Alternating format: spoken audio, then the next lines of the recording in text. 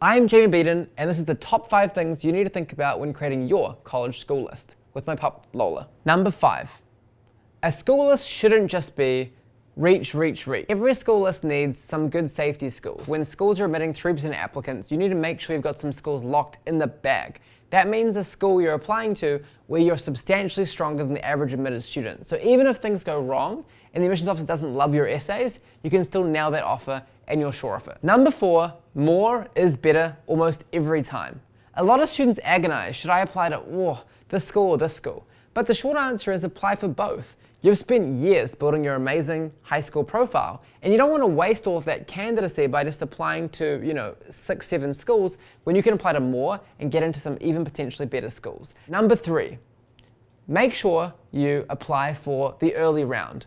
I see so many students who actually miss the boat, they procrastinate, they don't get the essays done on time, and they end up missing that early round. The tragic thing about that is a lot of students get into the best possible schools in that early round because your admissions odds are much higher. So take advantage of that. Number 2, optional art portfolios and other supplements.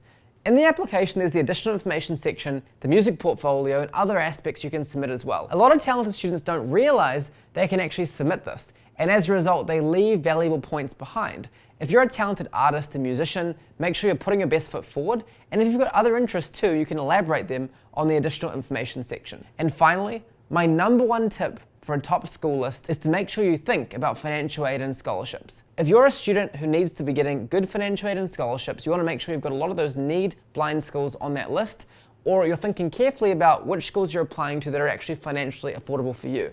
There's no point getting in and then realizing, the tuition's too high, but there are so many schools with great funding, you can nail this. But make sure you think about that dimension as well, and think about how applying for funding might impact your admissions odds. If you can nail that, you've got a great offer waiting for you in the future.